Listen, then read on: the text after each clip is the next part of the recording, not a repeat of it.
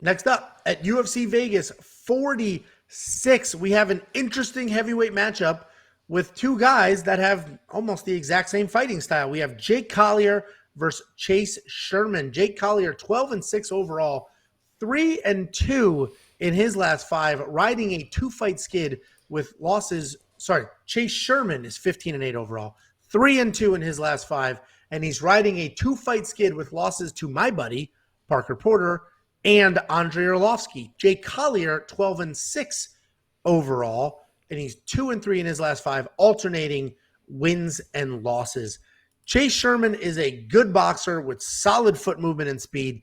He doesn't have a ton of power, but he has volume, and he does not stop throwing hands until that last bell.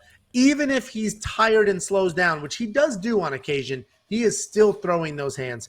Chase has solid takedown defense at 82%, but does not have any head movement at all, though. None. Which is why he is hit with more than 6 significant strikes per minute. He absorbs more than 6 significant strikes per minute. If I said he landed 6 per minute, that's a very high number. Like, that's a high number. The average is like 3.5. So to be hit with 6 is ridiculous. This guy takes some damage. Jake Collier was a big, physically fit middleweight, then an okay-sized light heavyweight, and now an undersized and exhausted heavyweight. Technique-wise, he's pretty well-rounded, and he has – what are you laughing at? Because I said exhausted? He's a sloppy mess.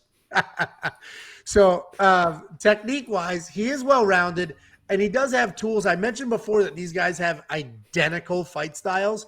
Both are well-rounded, but looking to keep it standard. They have solid fundamental boxing, but I would say Jake is a little cleaner and has the better defense, or at least any defense at all. But at the end of the day, I think Chase is the better athlete. He's tougher, and you can see that with his bare-knuckle background. And I think his volume and his chin will get him through this. I like Chase to keep a pace and outpoint Collier here, but when I watched Collier's fights at 185 and 205, I was like, he's pretty good. Like, he's got technique. Like, he's there. He's defending takedowns. He literally just let himself go. He didn't just, like, put on weight. Like, all right, it's hard to cut the weight. Let me just put on muscle and lean into it. He just was like, I'm good. Him and I made very similar life choices these last few years. What are your thoughts? I think he loves Thanksgiving, man. I think he loves Thanksgiving. Everyone should look at the picture of Jake Collier on SureDog, and then follow up with the graphic here, and just tell me what you think. Tell me if you would trust that guy in a fight. He doesn't seem disciplined to me. He just kind of hangs out. If you're looking for patterns, I don't have any. This is weird stuff because these guys are just kind of they're both kind of sloppy. Chase Sherman's the true heavyweight. He was like the bare knuckles heavyweight champion. I think he was actually only like 1-1 in bare knuckles, but he was the champion in bare knuckles, so he has experience. He is tough. I'm not saying Jake's not tough, and he has won some fights in his own right. But if you look at the patterns here, going back to 2014, Jake Collier, we're talking about win, loss, win, loss, win, loss, win, loss, win, loss. So according to the pattern, Jake's going to win this fight, but I'm going with Chase Sherman. I don't trust Jake Collier in this fight. It's going to be a sloppy mess. I just think Chase is able to be a little less sloppy for the judges. So I'm going Chase Sherman, but who knows? Sorry, that's not very good analysis, but these guys are so evenly matched. It's just like, everyone knows that they're just going to punch at each other in the face a bunch of times and probably not knock each other out, and then it's just going to go to a judge's scorecard. Yeah, 100% this fight goes to a decision. They're just going to slug, rock'em, sock'em robots. This honestly should be an entertaining fight. I don't imagine it'll be very highly technical, but it'll be an entertaining fight. I like Chase Sherman as well. I don't know why I like Chase Sherman.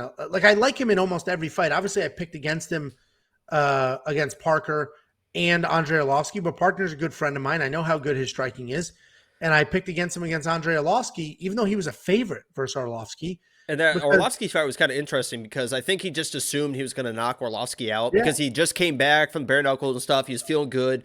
And Orlovsky had been getting knocked out, and then he didn't. And I think he kind of blew his load in that fight in the first round because that third round, he was just kind of like just getting hit in the face. Orlovsky's kind of teeing off on him. So that was kind of a weird fight. yeah, I think honestly, this could be entertaining as like, I don't think these guys will be vying for a title anytime soon, but not everybody in the UFC could be looking for a title, right? I think it's an entertaining fight. I think these guys will go at it. And that's what makes the strike line so interesting. We have 91 for Jake Collier, 75 for Chase Sherman. And that 91 seems absurd, but he also has his own volume, and Chase Sherman doesn't move his head. So, like, you could actually hit him 91 times. My gut says less. These are heavyweights at the end of the day. I don't care what the volume is. But, I mean, that number came from somewhere, and it literally was just how many strikes does he throw per minute? This is expected to go 15 minutes. Multiply that by 15. What do you think of the Monkey Knife Fight strike line? I probably play them more and more because I just think it's a sloppy slugfest. Man, I just won't touch it. I could never say more and more with a line like this with some heavyweights. Maybe I'll look a little closer at these guys' last couple of fights, but that just seems so high to me. Either way, this is a straight up pick 'em. I like Chase Sherman because, as Jacob said, he's more disciplined. He's ridiculously durable.